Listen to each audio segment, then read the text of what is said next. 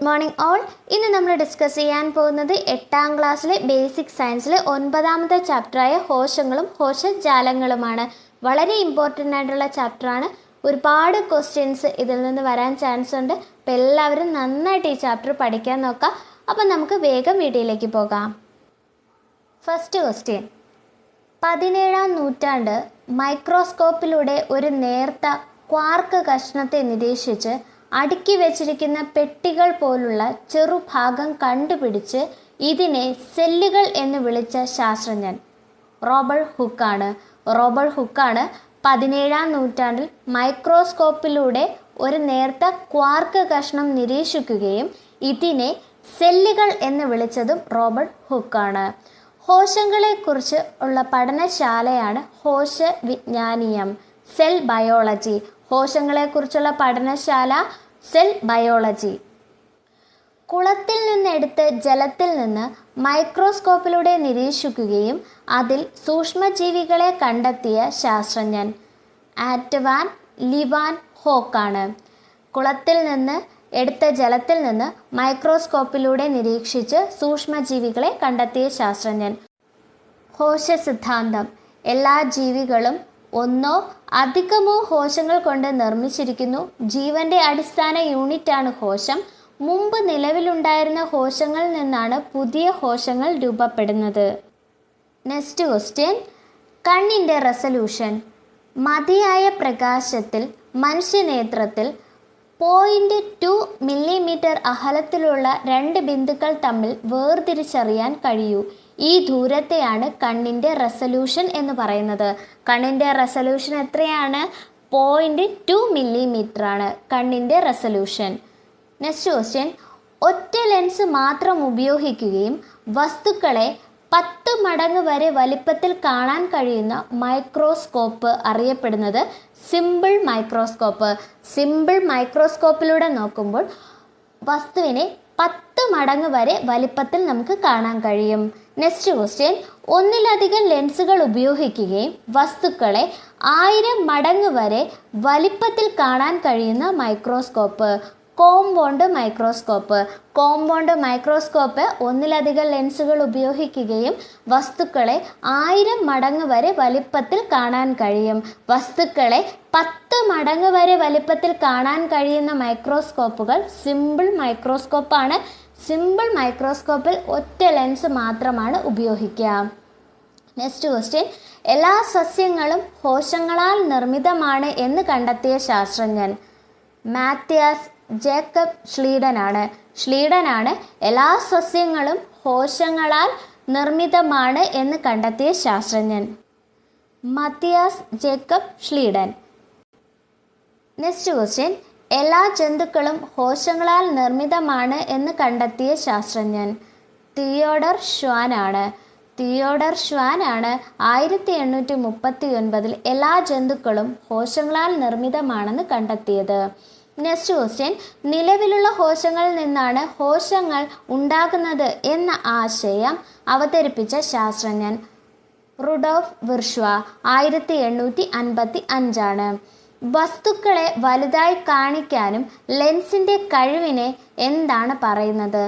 ആവർത്തനശേഷി. ലെൻസിൻ്റെ വസ്തുക്കൾ വലുതാക്കി കാണാനുള്ള ലെൻസിൻ്റെ കഴിവിനെയാണ് ആവർത്തനശേഷി എന്ന് പറയുന്നത്. സാധാരണ മൈക്രോസ്കോപ്പിനേക്കാൾ 1 ദശലക്ഷം മടങ്ങിലധികം വസ്തുക്കളെ വലുതാക്കി കാണാൻ കഴിയുന്ന മൈക്രോസ്കോപ്പിനെ ഇലക്ട്രോൺ മൈക്രോസ്കോപ്പ് എന്നാണ് പറയുന്നത്. ഇലക്ട്രോൺ മൈക്രോസ്കോപ്പ് എന്ന് പറയുന്നത് സാധാരണ മൈക്രോസ്കോപ്പിനേക്കാൾ 1 ദശലക്ഷം മടങ്ങിലധികം വസ്തുക്കളെ നമുക്ക് വലുതാക്കി കാണാൻ പറ്റും. ഇലക്ട്രോൺ മൈക്രോസ്കോപ്പ് കണ്ടുപിടിച്ചതാരാണ്? Ernst Ruska Max Knoll 1934 electron microscope കണ്ടുപിടിച്ചത്. ആഹാരം നിർമ്മിക്കുന്നതിനും സംഭരിക്കുന്നതിനും സഹായിക്കുന്ന പ്രത്യേക ഭാഗങ്ങൾ പറയുന്ന പേര്. ആഹാരം നിർമ്മിക്കുന്നതിനും സംഭരിക്കുന്നതിനും സഹായിക്കുന്ന പ്രത്യേക ഭാഗങ്ങളെ പറയുന്ന പേരാണ് ജൈവകണങ്ങൾ. വിവിധ തരം ജൈവകണങ്ങൾ ഏതെല്ലാമാണ്? ഹരിതഗണം, വർണ്ണഗണങ്ങൾ, ശ്വേതഗണങ്ങൾ. ഹരിതഗണങ്ങൾ, വർണ്ണഗണങ്ങൾ, ശ്വേതഗണങ്ങൾ. ഹരിതകണങ്ങളുടെ പ്രത്യേകതകൾ എന്തെല്ലാമാണ്? ഇലകളിലും തണ്ടുകളിലും കാണപ്പെടുന്ന പച്ച നിറമുള്ള ജൈവ കണങ്ങളാണ് ഹരിത കണങ്ങൾ. ഇവയിൽ ഹരിതകം എന്ന വർണ്ണം അടങ്ങിയിരിക്കുന്നു. സൂര്യപ്രകാശത്തെ ആഗിരണം ചെയ്ത് ഭക്ഷണമുണ്ടാക്കാൻ സഹായിക്കുന്നത് ഹരിത കണങ്ങളാണ്. വർണ്ണകണങ്ങൾ പഴങ്ങളിലും പൂക്കളിലും കാണപ്പെടുന്ന ജൈവ കണമാണ് വർണ്ണകണങ്ങൾ. ചുവപ്പ്, ഓറഞ്ച്, മഞ്ഞ തുടങ്ങിയ വർണ്ണങ്ങളുണ്ട്.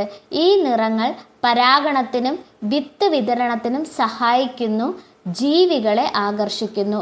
പഴങ്ങളിലും പൂക്കളിലും കാണപ്പെടുന്ന ജൈവകണമാണ് ചുവപ്പ്, ഓറഞ്ച്, മഞ്ഞ തുടങ്ങിയ നിറങ്ങളിൽ കാണാൻ കഴിയുന്നുണ്ട്. ഈ നിറങ്ങൾ പരാഗണത്തിനും വിത്ത് വിതരണത്തിനും സഹായിക്കുന്ന ജീവികളെ ആകർഷിക്കുന്നു. ശ്വേതഗണങ്ങൾ വിത്തുകൾ, വേരുകൾ, തണ്ടുകൾ എന്നിവയിൽ കാണപ്പെടുന്നതാണ് ശ്വേതഗണങ്ങൾ. ശ്വേതഗണങ്ങളിൽ വെളുത്തതായോ നിറമില്ലാത്ത ആയ ജൈവകണമാണ് ശ്വേതകണം. ശ്വേതകണത്തിൽ എന്താണ്? വെളുത്തതോ നിറമില്ലാത്തതോ ആയ ജൈവകണകമാണ്. അന്നജം, എണ്ണ, പ്രോട്ടീൻ തുടങ്ങിയവ സംഭരിക്കുന്നത് ശ്വേതകണങ്ങളിലാണ്. ശ്വേതകണങ്ങളിലാണ് അന്നജം, എണ്ണ, പ്രോട്ടീൻ തുടങ്ങിയവ സംഭരിക്കുന്നത്. ജലം, പോഷകങ്ങൾ, മാലിന്യങ്ങൾ എന്നിവ സംഭരിക്കുന്ന കോശഭാഗം ഫെനമാണ്. ജലം, പോഷകങ്ങൾ, മാലിന്യങ്ങൾ എന്നിവ സംഭരിക്കുന്ന കോശഭാഗം. കോശത്തിൽ പ്രോട്ടീൻ നിർമ്മാണ കേന്ദ്രം റൈബോസോമാണ്. കോശത്തിൽ പ്രോട്ടീൻ നിർമ്മാണ കേന്ദ്രം. സമാനമായ കോശങ്ങളുടെ സമൂഹത്തെ എന്താണ് വിളിക്കുന്നത്? സമാനമായ കോശങ്ങളുടെ സമൂഹത്തെ കോശജാലം അഥവാ കലകൾ, ടിഷ്യൂ എന്നാണ് വിളിക്കുന്നത്. പാരൻകൈമയുടെ പ്രത്യേകതകൾ. പാരൻകൈമയുടെ പ്രത്യേകതകൾ: ജീവനുള്ള കോശങ്ങൾ അടങ്ങിയവയാണ് പാരൻകൈമ. കനം കുറഞ്ഞ കോശഭിത്തി, കോശാന്തര സ്ഥലങ്ങൾ കാണപ്പെടുന്നു. പ്രകാശ സംശ്ലേഷണം, ആഹാര സംഭരണം തുടങ്ങിയ ധർമ്മങ്ങൾ നിർവഹിക്കുന്നത് പാരൻകൈമയാണ്. ചില ഭാഗങ്ങളിലെ കോശങ്ങൾക്ക് വിഭജിക്കാനുള്ള കഴിവുണ്ട്. വളരെ ഇമ്പോർട്ടൻ്റ് ആയിട്ടുള്ളതാണ് പാരൻകൈമ. കോളൻകൈമ സസ്യഭാഗങ്ങളിൽ ആകൃതി നിലനിർത്താൻ സഹായിക്കുന്നു. കോശഭിത്തിയുടെ ചില ഭാഗങ്ങളിൽ മാത്രം കട്ടി കൂടുതലായിരിക്കും. സെല്ലുലോസ്, പെക്റ്റിൻ തുടങ്ങിയ പദാർത്ഥങ്ങൾ നിർമ്മിതമായ കോശഭിത്തിയാണ് കോളൻകൈമയ്ക്ക് ഉള്ളത്. ജീവനുള്ള കോശങ്ങൾ അടങ്ങിയ കലയാണ് കോളൻകൈമ. സ്ക്ലീറൻകൈമയുടെ പ്രത്യേകതകളോ: നിർജീവമായ കോശമാണ് സ്ക്ലീറൻകൈമ. സ്ക്ലീറൻകൈമ എന്ന് പറയുന്നത് നിർജീവ കോശമാണ്. കട്ടി കൂടിയ കോശഭിത്തി. കോശഭിത്തിയുടെ എല്ലാ ഭാഗത്തും ഒരുപോലെ കട്ടിയുള്ളതായി സസ്യഭാഗങ്ങൾ ദൃഢതയും താങ്ങും നൽകുന്നു. സസ്യഭാഗങ്ങളിൽ ദൃഢതയും താങ്ങും നൽകുന്നത് സ്ക്ലീറൻകൈമയാണ്. ഇമ്പോർട്ടൻ്റ് ആയിട്ട് ശ്രദ്ധിക്കാനുള്ളത് നിർജീവമായ കോശമാണ് സ്ക്ലീറൻകൈമ. ഒരേ തരത്തിലുള്ള കോശങ്ങളാൽ നിർമ്മിതമായ കലകളെ ലളിത കലകൾ എന്ന് പറയുന്നു. ഒരേ തരത്തിലുള്ള കോശങ്ങളാൽ നിർമ്മിതമായ കലകളെ ലളിത കലകൾ എന്ന് പറയുന്നു. Simple tissue. നിരന്തരം വിഭജിക്കാൻ കഴിവുള്ള കോശങ്ങളാൽ നിർമ്മിതമായ കലയാണ് മെരിസ്റ്റമിക കല. നിരന്തരമായി വിഭജിക്കാൻ കഴിവുള്ള കോശങ്ങളാൽ നിർമ്മിതമായ സസ്യകലയാണ് മെരിസ്റ്റമിക കല. വേരിൻ്റെയും കാണ്ഡത്തിൻ്റെയും അഗ്രഭാഗത്ത് കാണപ്പെടുന്ന മെരിസ്റ്റമിക കലയാണ് അഗ്രമെരിസ്റ്റം. വശങ്ങളിൽ കാണപ്പെടുന്ന മെരിസ്റ്റം പാർശ്വമെരിസ്റ്റം. പർവ്വതാന്തര മെരിസ്റ്റം എന്താണ്? ഏകബീജപത്ര സസ്യങ്ങളിൽ രണ്ട് പർവ്വങ്ങൾക്കിടയിൽ കാണപ്പെടുന്ന മെരിസ്റ്റമാണ് പർവ്വതാന്തര മെരിസ്റ്റം. വിഭജനശേഷി ഇല്ലാത്ത കോശ സമൂഹത്തെ അറിയപ്പെടുന്നത് സ്ഥിരകലകളാണ്. വിഭജനശേഷി ഇല്ലാത്ത കോശകലകൾ അറിയപ്പെടുന്നത് സ്ഥിരകലകൾ എന്നാണ്. ഉദാഹരണമായി പാരൻകൈമ, സ്ക്ലീറൻകൈമ, കോളൻകൈമ, സൈലം, ഫ്ലോയം എന്നിവയാണ്. ആവരണകലയുടെ പ്രത്യേകത: ശരീരത്തിൻ്റെ പ്രതലങ്ങളെയും ആന്തരിക അവയവങ്ങളെയും പൊതിഞ്ഞു സംരക്ഷിക്കുന്നു. വിവിധ പദാർത്ഥങ്ങളുടെ ആഗിരണത്തെ സഹായിക്കുന്നു. ശ്ലേഷ്മം പോലുള്ള സ്രവങ്ങൾ ഉൽപ്പാദിപ്പിക്കുന്നത് ആവരണ കലകളാണ്.